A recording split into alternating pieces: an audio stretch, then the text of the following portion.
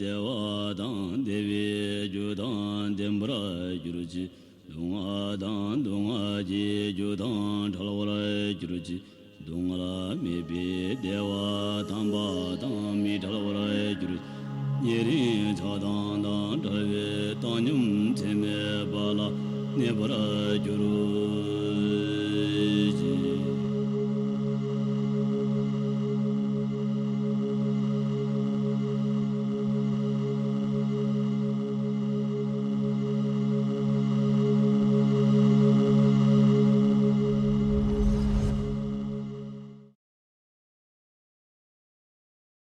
Whenever we go live, we keep getting callers at least once in every show asking a shortcut to Nirvana.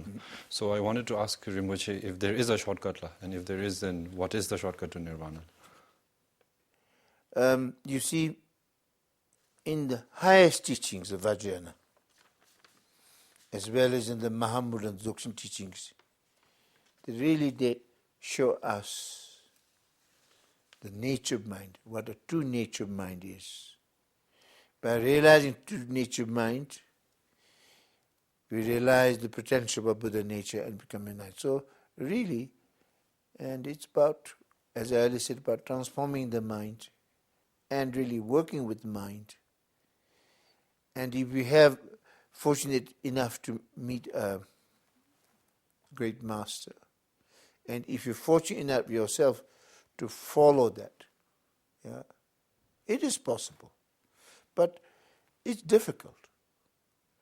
And often masters say, those people who are very much Lama Konchok, simple mind, and just really trust the Lama and Konchok, they make it.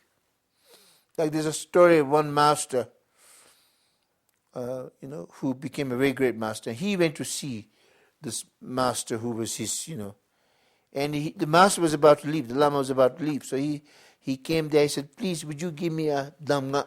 And most important thing, please give me.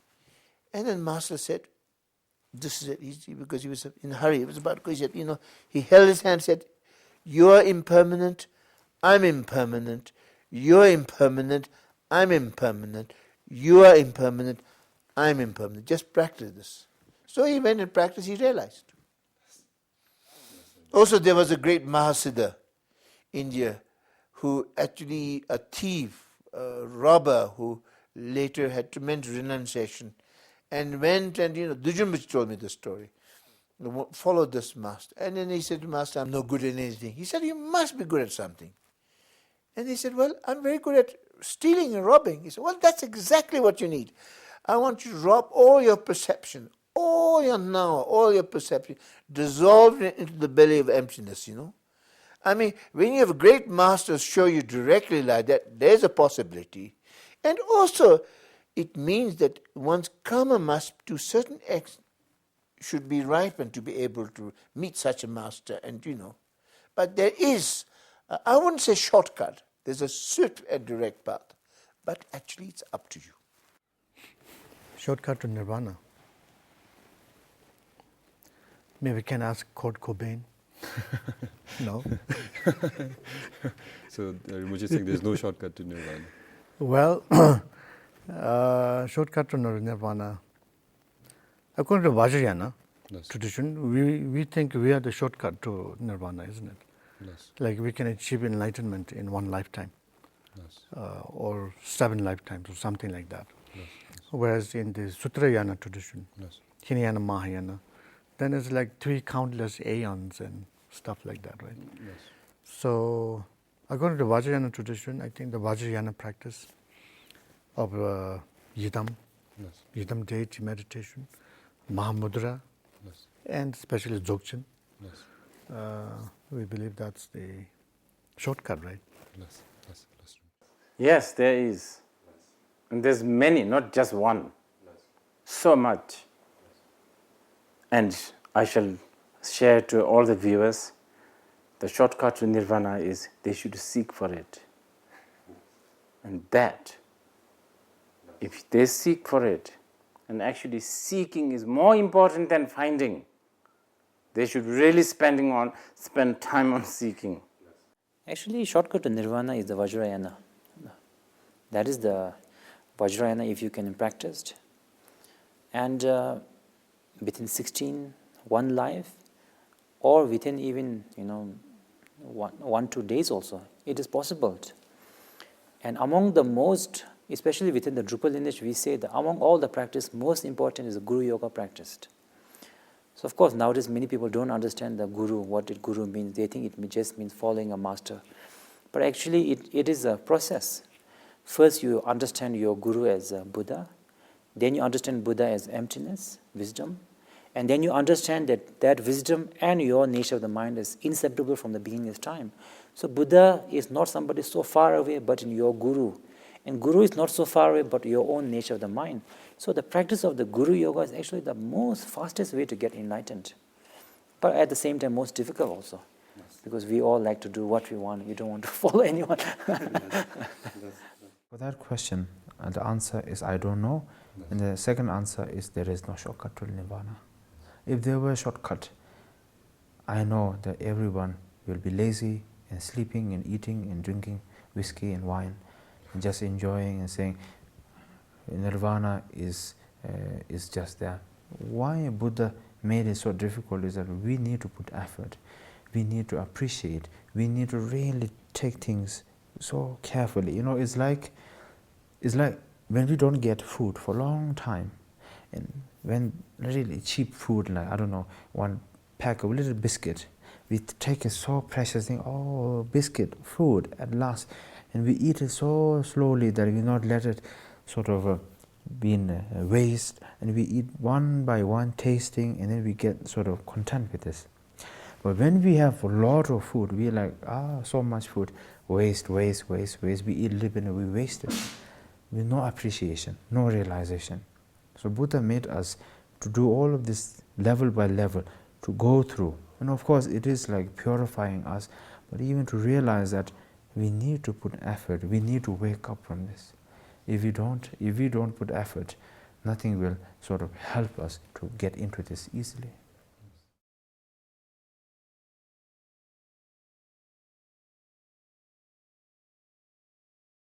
Yesterday, Rinpoche spoke very interestingly about the 6 paramitas and how it can be practical and Yes. for householders. Yes. But I think given the duration of the talk, Rinpoche could not elaborate on that.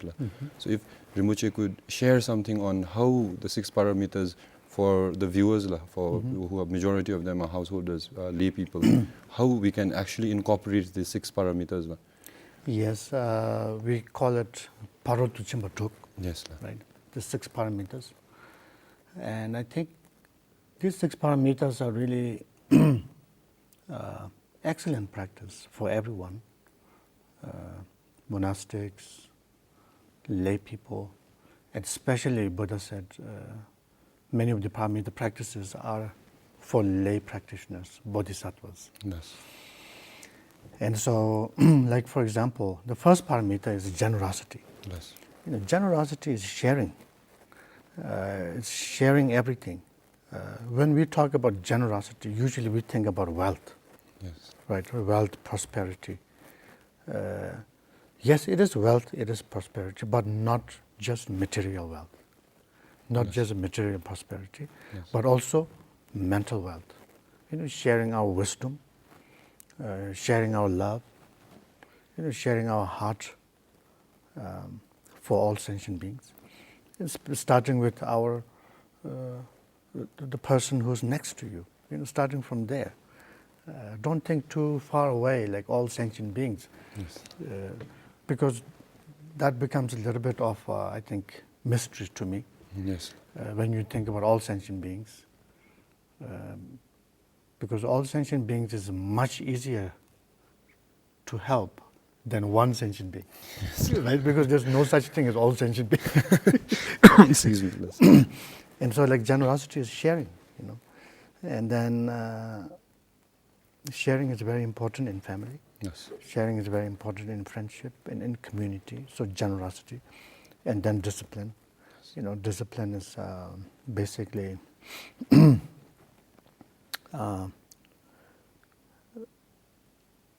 Because the reason I asked the 6 parameters, because as a follower of Buddhism, whenever I looked at it, like the term itself, when you hear it, Paral tu chimpa tru, that also sounds intimidating. And then 6 parameters, that Sanskrit word attached to it. Yes. Although right now Rinpoche is simplifying all of this in a wonderful way.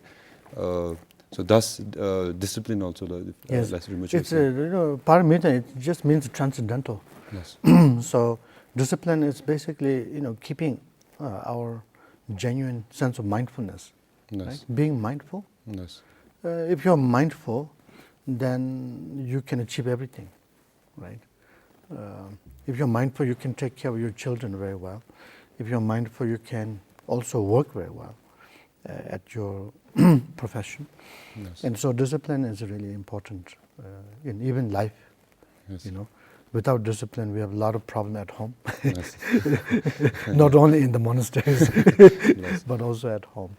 And so discipline is a very good practice, like the sense of commitment between a couple, Yes. right? Like Yes.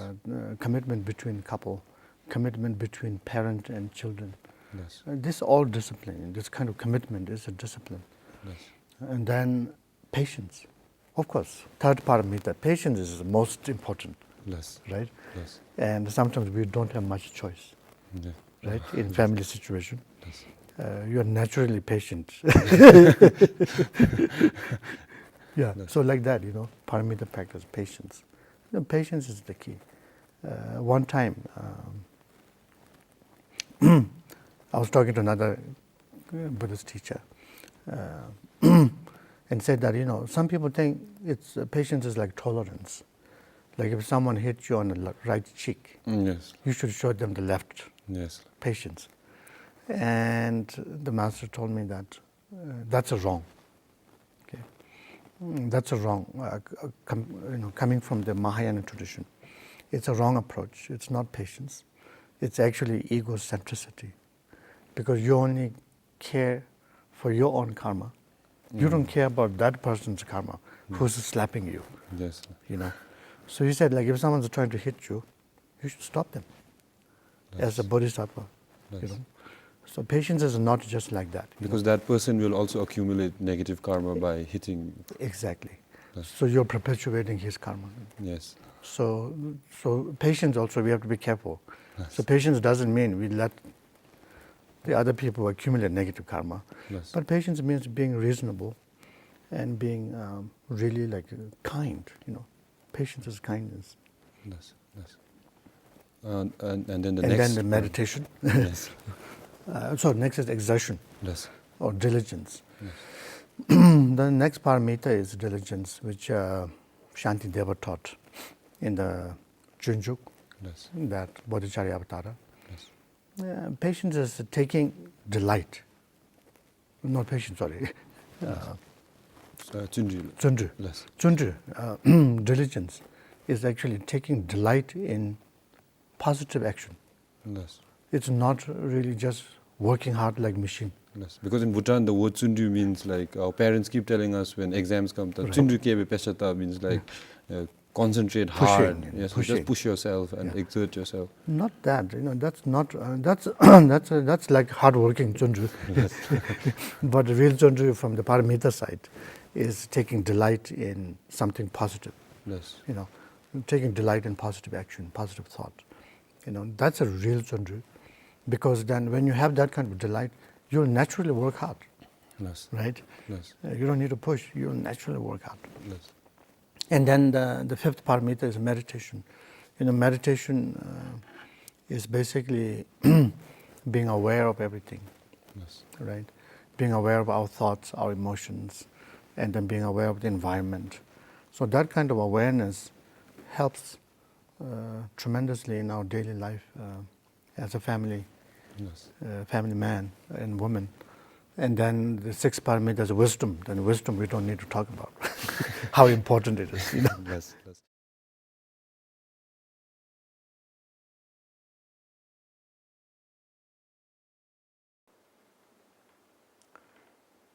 If I try to be more meticulous, I think the word nis which comes after empty. That is quite an important one because it's defining something. And emptiness is a quality. When you talk about a quality, then you are always talking about something. And when you are talking about something, you are not really talking about empty. So there is that. It's not a contradiction, but there is this paradoxy. Now, practically speaking, emptiness can be sort of approached. Let's put this example. When we are looking at a rainbow, it's beautiful, it's intact, it's always orderly. There's no such thing as rainbow starts with blue and then New York starts with the purple, so on and so forth, right? There's that order. And when the cause and conditions are there, the sunlight, the bit of a rain, and also a person looking at it, because if there's a rainbow somewhere in the middle of nowhere, there is no rainbow. You have to have a perceiver. And also the distance. If you're too close, you don't see. Now, rainbow is so beautiful, but none of this makes the rainbow exist substantially. So, rainbow does not exist substantially. But that does not mean that you don't see rainbow when the cause and conditions are there. So, there is this very beautiful harmony between the appearance and the emptiness. It's not like appearance comes first and emptiness comes later. It's not also the otherwise. And that probably is one way to approach to the understanding of emptiness. But as you put it, it is not something that we could intellectualize. And I mean, of course, you can have glimpse of idea of what we are talking about, but most of it will have to happen through the meditation. Yes. And just like a short follow-up on this question about, because I was in discussion with Dr. Bob Thurman, we came into this talk about by the relative truth and then the ultimate truth.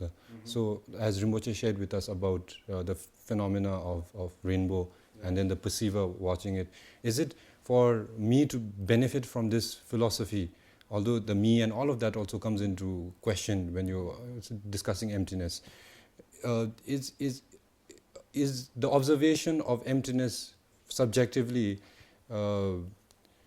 should there be a thought in my head as in whenever I look at in any direction or all sound that I perceive, that I have that understanding that, oh, in its essence, that it's empty? Right. Okay. You're touching a very big point now. As one of the great Mahasandhi practitioners, Mahasandhi, Dzogpa Master said, as long as there is notion that this is it, it is never it. So as long as you have a definition and as long as you are, as long as there is something that you're pointing, then it's never the it, because it's subjective. Now you were talking about the relative. Relative truth is very important. Relative truth and ultimate truth are never separated. These two are so important. And it's so important that people know that Buddhism never rejects relative truth. And that's so important. I stress this because many of the Western Buddhists now don't seem to really appreciate. So this is why if you go to some of the Western countries, they will try not to talk about like reincarnation. Because, okay, they're Buddhist, but then they think, oh, the reincarnation is a bit like taboo and it's a bit very Tibetan superstition. It's not really scientific. This shows they have no understanding of relative truth. Reincarnation exists just as how you have a head on your neck. It's relatively true. Ultimately, you don't have a neck, you don't have a head, and there are form as emptiness and emptiness is form, etc. Thank you, Rinpoche. Yes, I think the Tongpa emptiness directly is, I think, a little bit of misunderstanding. One of the things I've heard some of my teachers say is that You should understand that things doesn't exist as they appear to be. So solid, so independent. But basically, when we talked about ematasi, we already talked about emptiness. Yes, I was thinking that, but for our viewers, just tuning in.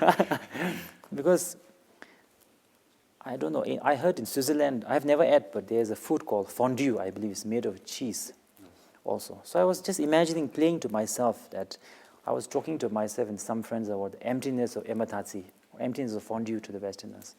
So I was saying, let's say that you are making an ematasi. You have put everything, but you forgot to put the chili. And instead you put maybe a sugar. So your ematasi has instead become fondue now. So that shows that ematasi is empty of its own nature. It's a conditional thing. So because of that, now you are no longer eating ematasi, you are eating something a Swiss. Or maybe a Swiss person, he's making a fondue, but because, I don't know, by mistake he put chili, and now his fondue has become ematasi. So that shows that ematasi doesn't have its own inherent existence. So similarly like that, whether it is, for example, one of the things I think we can talk about is like a becoming, like a power, right? Power, status symbol, power. This is something, a very great example of interdependence and emptiness. Because, for example, when American presidents put to the vote, they win the election, become president, just 1 hour before they are ordinary citizen, after a few minutes of putting the vote, they become president. If you check their blood, I don't think there's any change in the blood, nothing. But because of the cause and condition, most important condition is the collective concept of the society that he is the president. And he also feels, yes, I am the president. So he's become the president. After 5 years, I don't know, people concept change. 1 minute he was, next second he is not. That exactly shows how conditional can create a power. And because it is conditional, it has no inherent existence. So I don't think there's need for us to be very much proud about conditional things. Maybe conditionally you are very famous in America, but outside America you are nobody. So there's nothing to be proud about it, right? You can utilize it for the benefit of others, or in a positive way, but there's nothing to be kind of getting puffed about it, I feel. So emptiness would be that there is no ima datsi separate from the ima, the datsi, the chili, the tomatoes. People are so attracted to this word, and it is one thing that many people have heard, and on my show many Rinpoches and teachers have shared it, but it always draws people's attention. Tongbanyi la, emptiness, in English, emptiness. If Rinpoche can share anything on this truth as well. Of course, Tongbanyi, emptiness, the true nature of all phenomena and all environment. Emptiness as not as an empty place or empty cup, but emptiness of purity, pristine and undamaged, we say. But if I be very honest, I really don't know what is emptiness. I really don't have one single idea, because it's extremely difficult as a deluded human being like myself to really, because I've heard it 1,000 million times from the books we have read, teachings from my tutor, teachers, advisors. I really don't know what is emptiness. I really love to know it, and I'm putting my all effort to learn more about it, to really get my mind on that subject.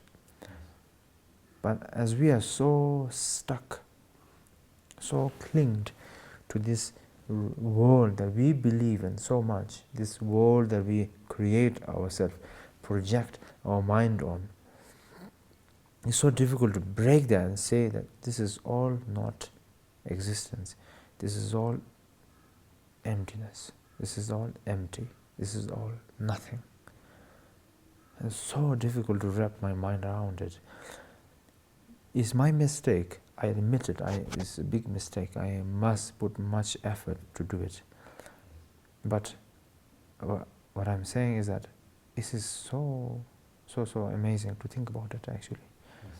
To take some time sometimes, and then to contemplate on that, to understand everything is empty but pure and so vast. It's really shocking, but it's, for me personally, my point of view, very difficult to sometimes to keep that ongoing.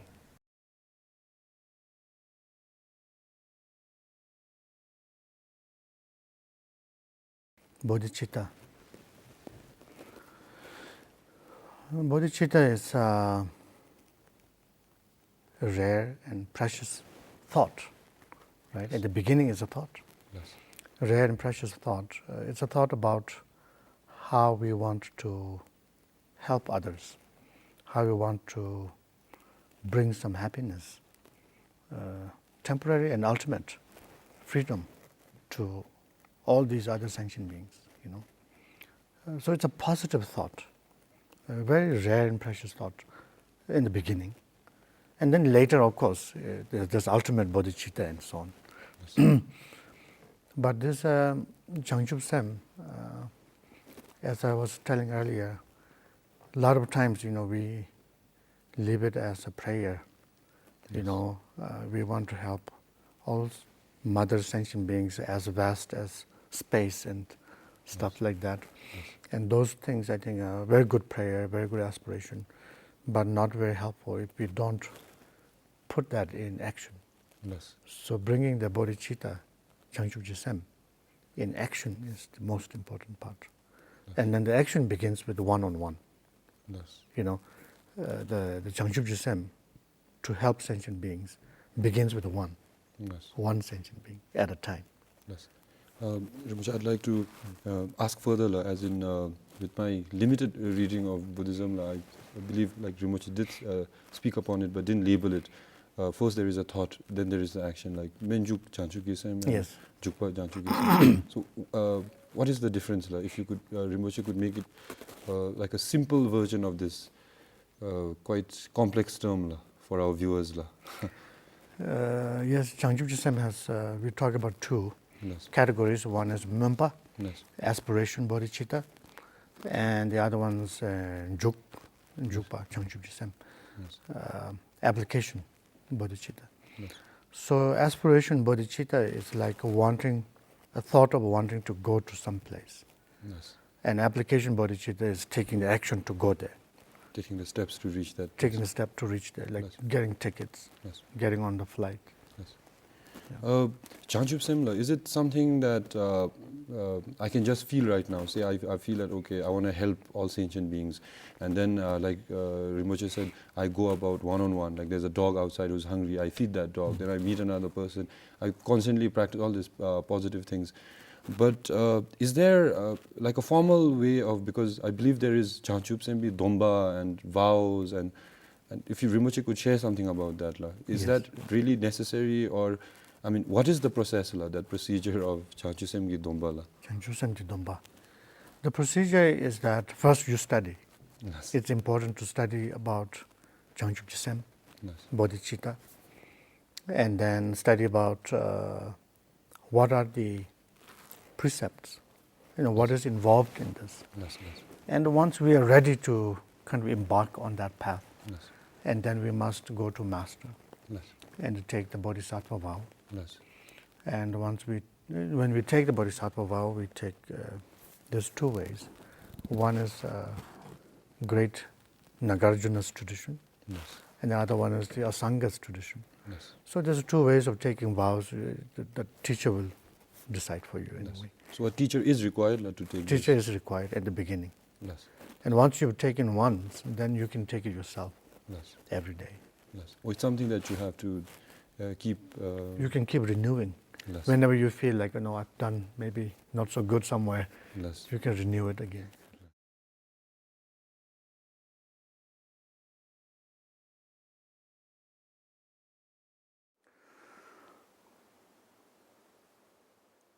Karma fundamentally is a teaching of Tendel, and one could say it is the teaching of the Tendel dependent arising that made Buddha so special. He excelled from the other teachers. You have to think about this. We are talking about 2,500 years ago, somebody is talking very scientifically. While everybody is busy talking about Almighty, still people are talking about it. Or nothing exists. Going to these two extremes. There was a guy called Buddha 2,500 years ago. So it is a very, very sophisticated thinking. Now, karma, of course, simply it is a cause and condition. If there's no obstacle, the result is guaranteed, right? So that. Now, I'm not so sure about Hinduism. Hinduism is very complex. But one get this idea that Hindus' explanation the karma is kind of fixed. Like you what do you call it? You do whatever, good deeds, bad deeds, but it's the God who decides what you will go through, the consequences. So God is the boss always. Whereas in Buddhism, you are your own boss. Nobody is your boss. So from this point of view, the Buddhist karma is different. The law or the truth of karma, what could Rinpoche share with us on this amazing insight of the Buddha, and how is it different? Rinpoche would like to refrain from speaking about in comparison to Hinduism also, but should Rinpoche choose also, because Hinduism also has karma, so anything that Rinpoche can share on. I cannot specifically talk about Hinduism because of the mere fact that I have not studied Hinduism. But I can speak that generally from what I understand in this world, I think I always say that there's a three view. Some people believe in a creator, that how the world is made, what is happening to you, what might going to happen to you. You might be getting married, you might be having problems, you might be having happy life. Why are you born with? I always joke, that very beautiful eyes but very big nose. Why are you? I'm talking in general. So all these whys, I believe in the world there is three sort of belief. Some believe that it is somebody up there controls it. Our Buddhists also, I think they have this mistaken understanding that it's the Guru Rinpoche that is controlling our fate. I don't think that is right to say, because then if you have a problem also, we have to complain to Guru Rinpoche. If you have diarrhea also, why did Guru Rinpoche send us diarrhea? So I don't think that is anyway, that's not the Buddhist view, right? And whatever other religions have it, we respect it, but that's not the Buddhist view. Second view is that there's no cause and condition, there's no God, nothing. So one is creator, one is like nihilistic, believe in nothing. So if you believe in nothing also, then life itself doesn't make sense. What is the point of study? Because by the cause of studying, if you're not going to learn, what is the point of creating condition to go to Thimphu? You might end up in Paro. There is no cause and condition. Everything is chance. Some people believe like that. Now, as we Buddhists, we believe that it is not somebody up there controlling us. Buddhas are there to teach us, bless us, unconditionally love us. But everything that is happening to us externally is because of our result of our own actions and thought. Our own actions and thought, because of past life, because of present life, creates the condition for whatever we are experiencing. For example, if I'm a very short-tempered person, I'm having a relationship problem with my friend, I cannot blame Guru Rinpoche. I cannot say it is accident. I have to blame my anger, my negative emotion within me. So I have to tame that. So that when I try to tame that, I'm following the Lejumje, cause and effect.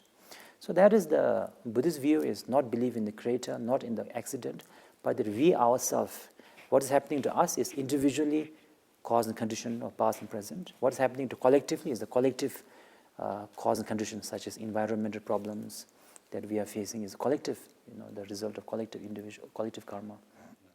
The cause and effect of karma, yes, of course. Well, now this is something that actually protects all of us as Buddhist practitioner. It really protects us from doing the right thing and not doing the wrong thing, not accumulating evil and negative activities. What is the problem? is that as human beings, we have a natural instinct of good and bad, yes and no. But now when we change, when we become so sophisticated with our own self, our life, our success, ambition, we become very, very negative on ourselves and on each other, others too. And sometimes we don't really think there is something called the result of your action. We never think about it. And we always think, oh yeah, we do something, nothing will happen to me. Because nothing, I don't believe in that. It does not matter if you believe or not, but something will happen to you. Such as, there are so many people who in their life, they have created so many bad things. But a certain moment of time, when the time comes, they really suffer through that. They suffer a lot. Now I can be very honest. When I was young, I know I'm very embarrassed to say this to the TV, but I have to admit it. I did, intentionally harm animals such as dogs and frogs, and I've killed a few. I'm be open with that. And I can tell you, after doing these evil action, afterwards, at that moment, I have no feeling, no fear, no pain, no regret. But after that, I have gone through so much difficulty, so much physical difficulty, physical problem, mental problem, life struggle. But not very big life struggle, but so many obstacles in my life, so many small things that create big problems, big blockage. So I really noticed, because before I never believed in the cause and effect of karma. But through time, when I've learned more, when I've heard advices from my teacher, when I really thought about it to myself personally, I really understand that karma is really there. If you don't want karma to react, you must not do anything that is negative or that will harm people, harm yourself and harm others, because that reactivates karma and then you'll get the hit of it. Karma is never fixed. You can never fix karma, but karma will react if you do react. So everything, even the karma, is depending on you. It's as if you are karma, karma is you. So whatever you do, karma will be played on that moment. It's like, it's like the scientific world. When they check your DNA and they will tell you, oh, your DNA is type this, your type is this. It's not fixed, but through knowing your way of thinking, your attitude, everything, they find your sort of a DNA identity. So through looking at that, so karma is like this. Through your action, your speech, your mentality, the deeds that you do, the activities that you play, good or bad, karma will be written on that. Good deeds have good result, bad deeds have bad result, but it's not fixed. It may come this life, next life, this moment, next moment, tomorrow, day after tomorrow, even few hundred years later.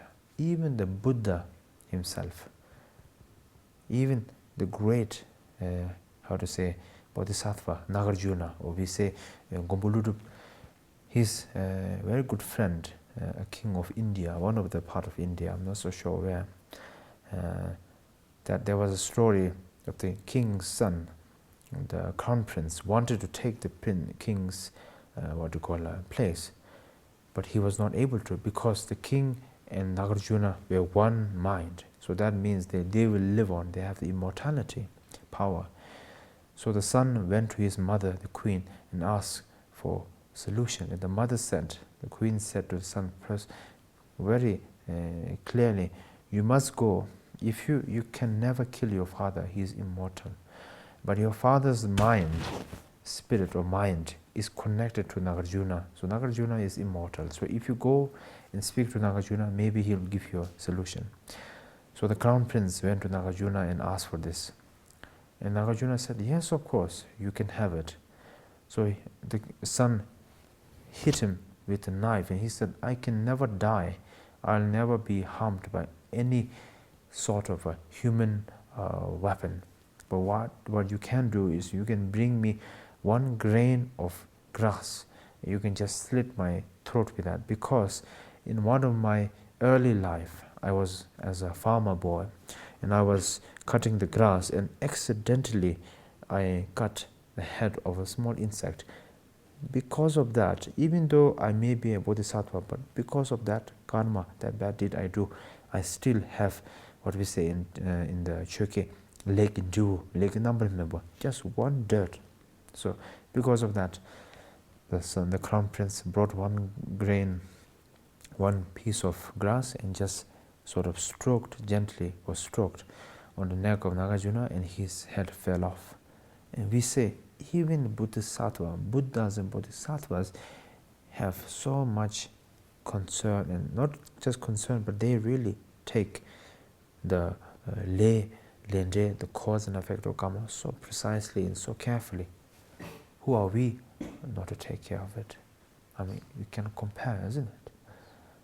So I would say that is very important. It's actually a very good advice, the karma, because of karma, the cause and effect of karma, we are very careful. Like, we can tell people from the Himalayan region, as Bhutanese, Tibetan, Nepalese, and all of us, when we do something bad, we are always like, oh, no, it's bad karma. Oh, we should do this because it's good karma. We always have this natural sort of thinking of good karma and bad karma. So that's what I would like to say. And Rinpoche very eloquently shared with us that, and to my mind, what I was thinking is the fact that when by adhering and following the law of karma, the police might can also take a vacation, because if we ourselves contemplate and analyze on the law of karma, then I think so much of what we call crime will not come into being, because we will not harm other people, because we will ultimately be harming ourselves.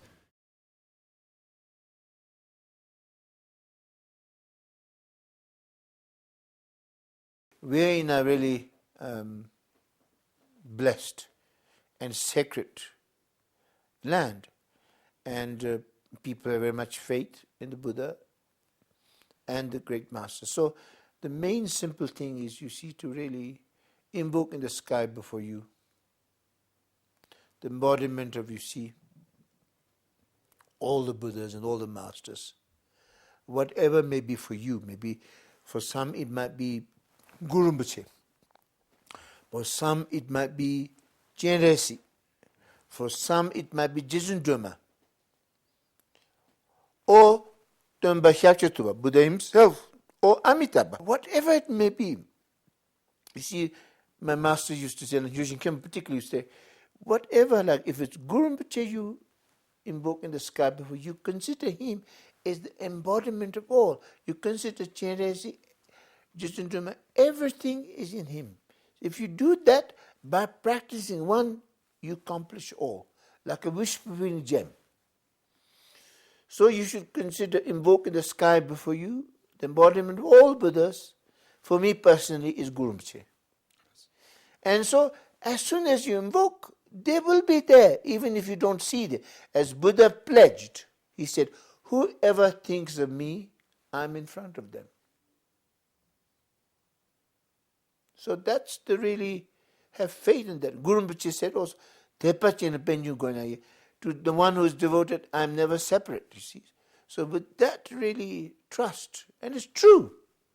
Because in Buddhism, faith is based on reason. You know, faith based on reason. And when you practice, you can really feel. So invoke that in the sky before you, and first take refuge for yourself and for all beings, particularly those close to you who are sick, or people who have died, those in the Pardo. You take refuge. You know? Say, guide us, look after us until we attain enlightenment. Yes. Second, generate a the heart of enlightenment, which is bodhicitta, chanchu sem. She has to really think that, that may all beings, you see, become free of suffering and the cause of suffering.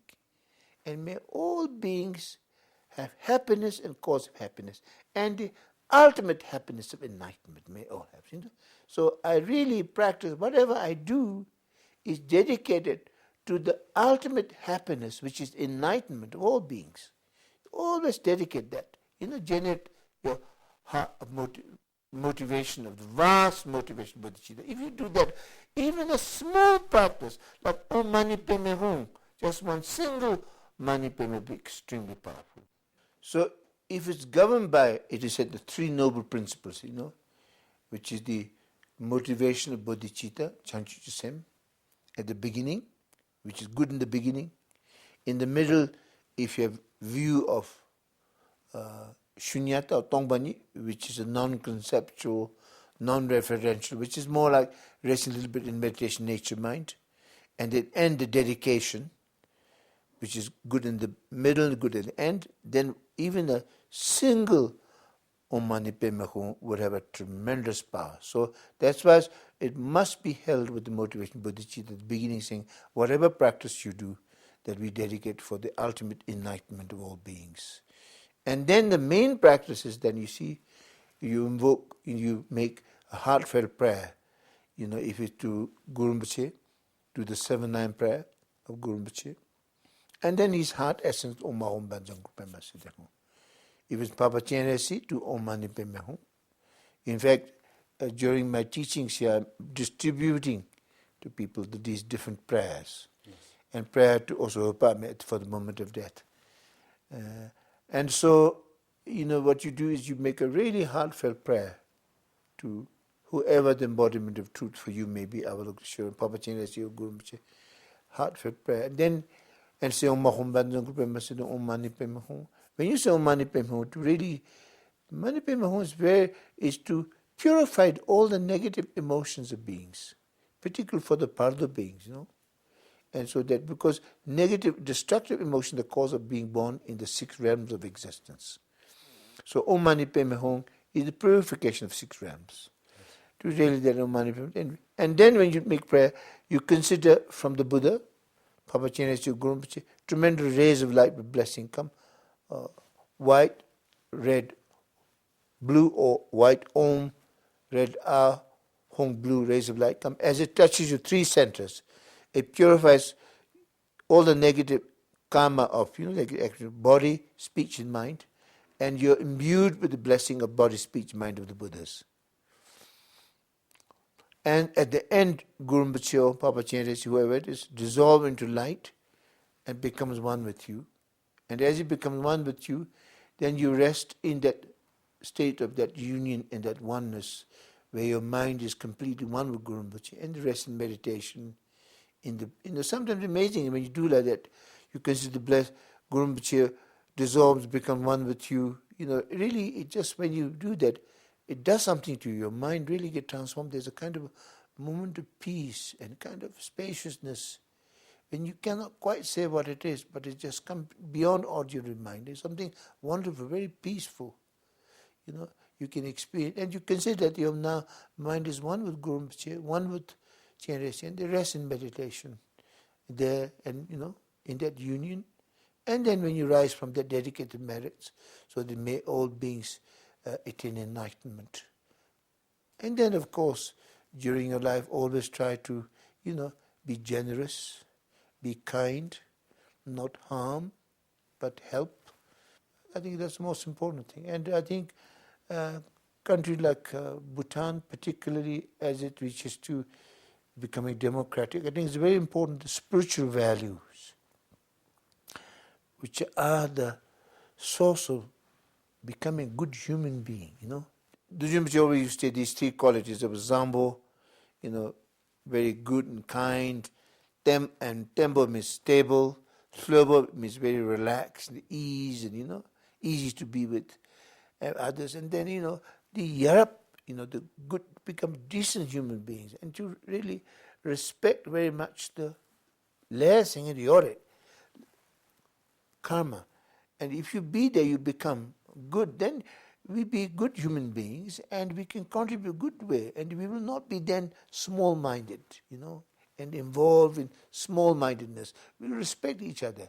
That, I think, is very important.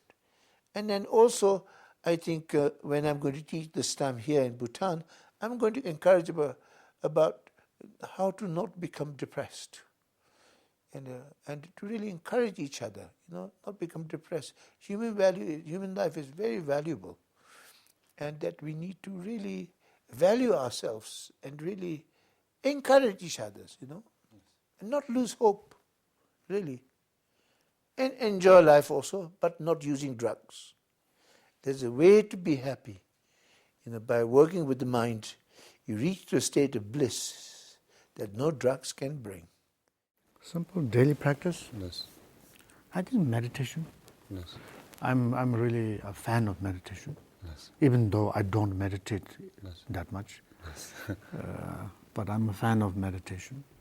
And so if we can sit every day, even for 5 minutes, Yes.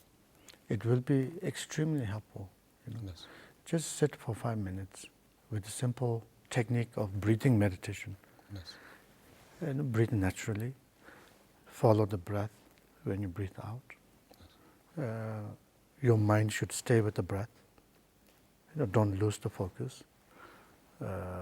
Place your mind on the breath. One-pointedly follow the breath. And then when you breathe in, you relax. Right? You relax naturally. Just do that exercise, simple. Yes. Is there a posture that one should adopt? Yes, a sitting posture, like how the Buddha's sitting, like Buddha statues usually. Yes, yes. You can put your hand like this, or you can rest your hands on the knee. Yes. Doesn't matter. But sit up straight. Your back should be straight. Yes.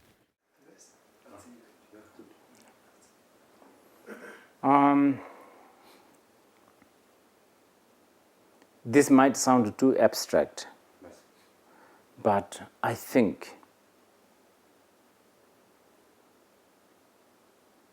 it is quite important. And if you call it a sadhana, why not? But I would ask people, when they do whatever, brush their teeth, drink a cup of tea, or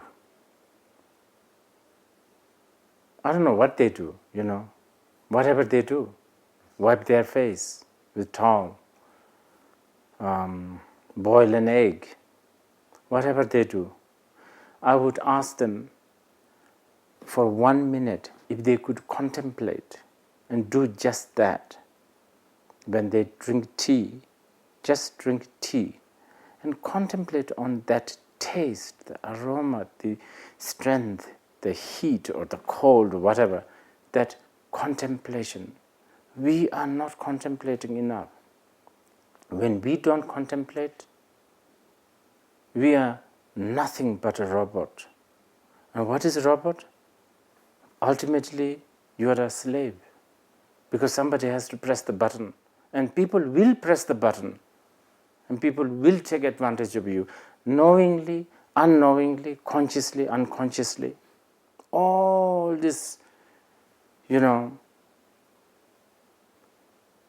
know, Prada, Prado, whatever, all those manufacturers, they will press your button. So I would request people to contemplate.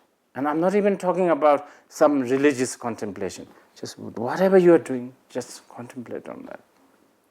Well, I think, as I was saying earlier, that Bhutan's spiritual heritage, and Bhutan owes a lot to Guru Padma Sambhav and Shabdru Rinpoche.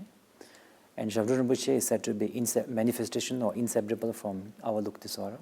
So, and Guru Rinpoche himself, in Katang Dyoba, he said that Choba Longdu, Tuji Chenpo Tong, Semo Chundu Mezo Guru Tong, Nyazon Ki Ngai Lurong. Morning you do the Chenrezig practice, evening Guru Rinpoche practice. Even if you go into lower realm, I, Guru Padma Sambhav, have taken, I swear that I will come and take you out from the 3 lower realms. So I think these two should be the daily practice of any Bhutanese. But my only kind of the additional thing I'd like to suggest that every practice that we do should somehow reflect on ourselves in our daily life. For example, when we are doing the Om Mani Padme Hum.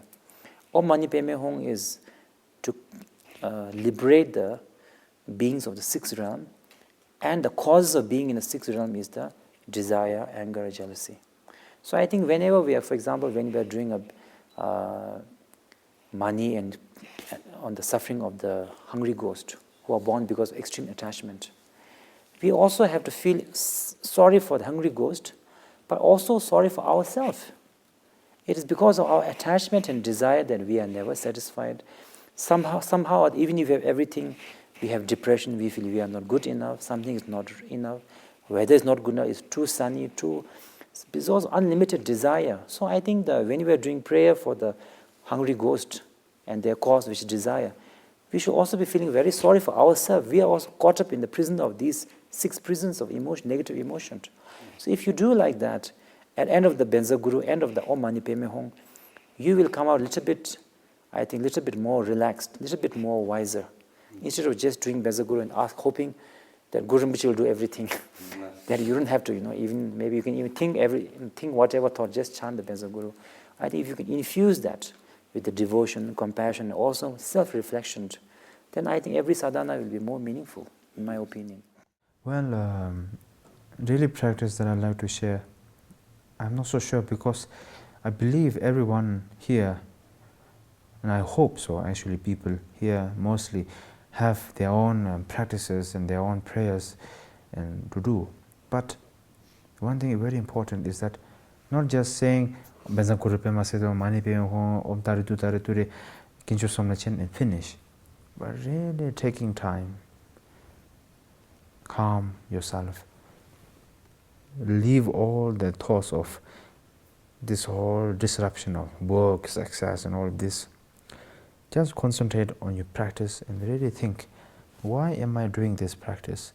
For whose benefit? For what result? For what hope? For what fear? For what meaning? For what reason? Take some time and think about that. And really try to know, what are we really doing? Why are we saying Bhajam Guru? Why are we saying Tarituda? Why are we saying Om Mani Padme Hum? Why are we giving offering for the Buddha Dharma Sangha? Really think about that. I think rather doing all your practice, and I'm sure most of you are very, very great learner, I don't have to say anything, and I'm sure you get angry with me thinking that, who am I to judge you and who am I to say anything to you? I'm not judging, I'm not saying anything, but I'm just telling the truth. So I'm sure there are some people who don't think about it, who just say it and don't think. So these times, these circumstances, it's very important to take time, think, be calm, and really think about what you're really doing, what is the prayer, what is the meaning, and do we have the perfect motivation for this?